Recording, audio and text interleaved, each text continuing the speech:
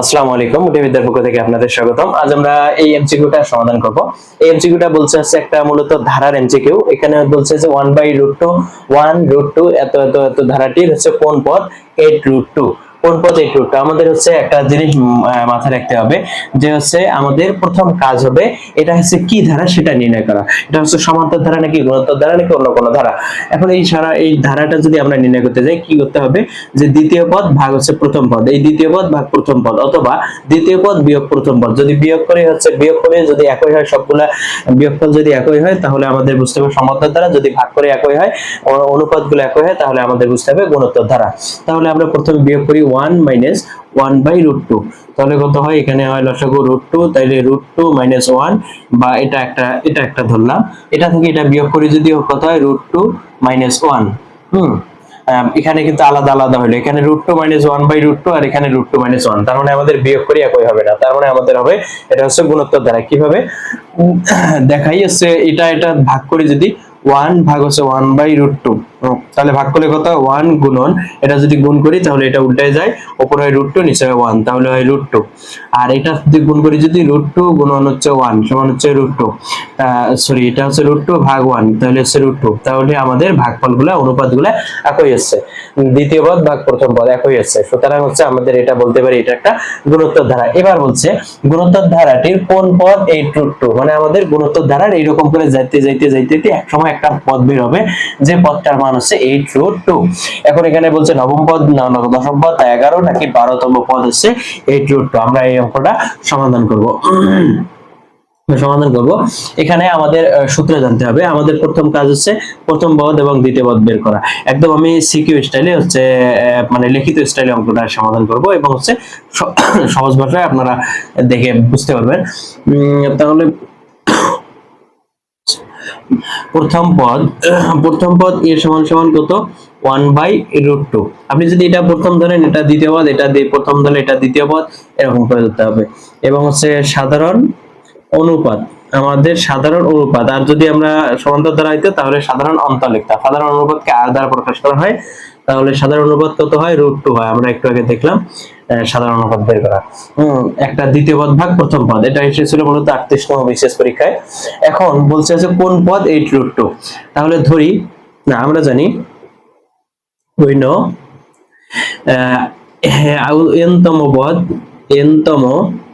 পদ হচ্ছে সূত্র কি, a r n-1, এটা হচ্ছে সূত্র n-তম পদের সূত্র কি কি কোথায়, গুণোত্তর ধারার n-তম পদের সূত্র। আমি যদি লিখি গুণোত্তর ধারার n-তম পদের সূত্র হচ্ছে a r পাওয়ার n-1। তাহলে গুণোত্তর ধারার n-তম পদের সূত্র যদি এটা হয় n-1, n-তম পদের সূত্র আমরা মনে করি এই পদটা হচ্ছে n-তম পদ, যে কোনো একটা পদ।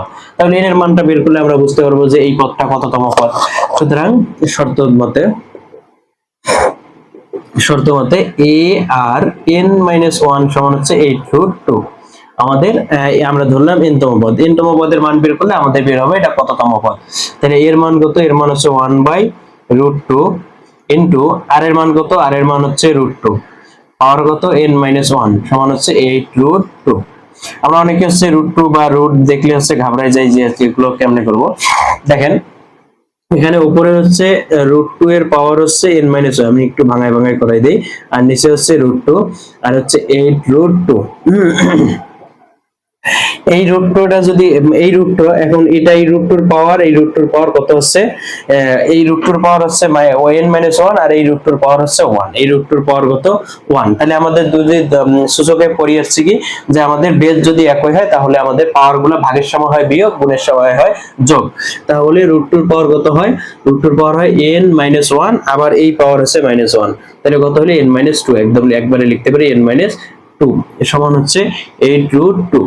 আবার এই √2টা যদি আমরা এখানে ভাগ করে নিয়ে আসি তাহলে কত হয়, √2 পাওয়ার হচ্ছে n-2 বাই হচ্ছে এই √2টা এপাশে গুণ অবস্থায় সেখানে ভাগ করলাম, তাহলে হচ্ছে কত হয় 8 হয় এইদিকে।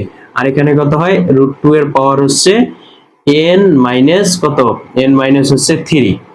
এখন দেখেন যে হচ্ছে 8 কে ভাঙাইলে একটা 2 কে ভাঙাইলে কয়টা √2 পাওয়া যায়, কয়টা √2 পাওয়া যায়, কটা রুট 2 পাওয়া যায়, যে আমাদের যদি 2 কে ভাঙাই তাহলে √2 কে ভাঙালে √2 গুণন হচ্ছে √2, তাহলে দুইটা √2 মিলে একটা 2 হয়। কিভাবে? √2 স্কয়ার হয়, তাহলে স্কয়ার রুট কাটা গেলে 2 হয়।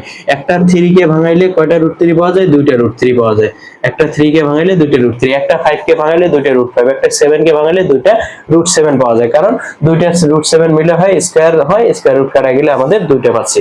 তাহলে এখানে 8 কে ভাঙাইলে কয়টা 8 কে ভাঙার জন্য আমাদের কয়টা √2 পাইতে হবে?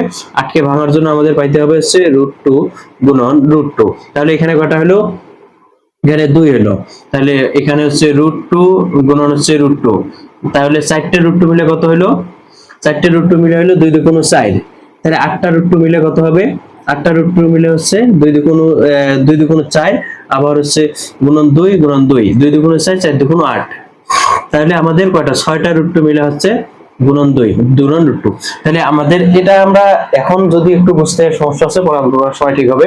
আমাদের 6টা √2 মিলে কয়টা হয়? 2 2 4, 4 2 8 হয়। 6টা √2 মিলে আমাদের 8 হয়। তাহলে √2 এর আমরা লিখতে পারি √2 এর পাওয়ার হচ্ছে 6 লিখতে পারি একবারে। √2 এর পাওয়ার 6, তাহলে 6টা √2 মিলে একটা হচ্ছে 8 হয়, 8 হলো। তাহলে √2 এর পাওয়ার হচ্ছে n-3। এখন আমরা কি সূচকে পড়িয়েছি যে হচ্ছে ইকুয়ালের দুই পাশে যদি একই বেস থাকে তাহলে বেসটা উঠে যায়, আমরা একবারে সমান লিখতে পারি এটা। তাহলে n-3 সমান হচ্ছে 6, বা n সমান হচ্ছে 6, 3টা ওইদিকে গেলে প্লাস হয়, 6 + 3 সমান হচ্ছে 9, n সমান হচ্ছে 9। তাহলে এটা কত নম্বর পদ? নবম পদ হচ্ছে ক নম্বর। নবম পদ হচ্ছে কত? 8√2। আমি একটু এটা আরেকটু সহজভাবে করাই দেই। এখানে মনে করেন এরকম থাকলো যে হচ্ছে কি 8√2, তাহলে √2 এর পর n-1 বাই হচ্ছে কত? √2। তাহলে আমরা এখানে কত লিখি? বা হচ্ছে √2 এর পাওয়ার হচ্ছে n-2 সমান হচ্ছে 8√2। এখন এইটা √2 আনলেও একবারে নিয়ে আসি, n-3 হয়, এটা হয়। তখন আমরা কি এই √2 কে কি হয়? √2 এর হচ্ছে আমরা যদি এই √2 কে ভাঙাই তাহলে 2 এর পাওয়ার 1/2 লিখতে পারি। √2 এই √2 উঠে পাওয়ার হয় 1/2। তাহলে পাওয়ার হয়, যদি অলরেডি একটা পাওয়ার আছে তাহলে 2 এর পাওয়ার কত হবে? n-3 বাই হচ্ছে 2, 1/2 পাওয়ার সমান হচ্ছে 2 এর পাওয়ার 3 দিলে কত হয়? 8 হয়, 2 এর পাওয়ার 3। তাহলে আমাদের 2 2 চলে যায়, কারণ সূচকের সময় আমাদের ইকুয়ালের দুই পাশে বেজ একই থাকলে চলে যায়। তাহলে n-3/2 সমান হচ্ছে 3, বা n-3 সমান আমরা যদি এরকম থাকে তাহলে আমাদের আর গুণ করি, তাহলে 3 2 6। সুতরাং n সমান হচ্ছে 6 + 3, সুতরাং n সমান হচ্ছে 9। তাহলে আমাদের নবম পদ কত? নবম পদ হচ্ছে 8√2। আশা করি বুঝতে পারছি। ধন্যবাদ। আসসালামু আলাইকুম।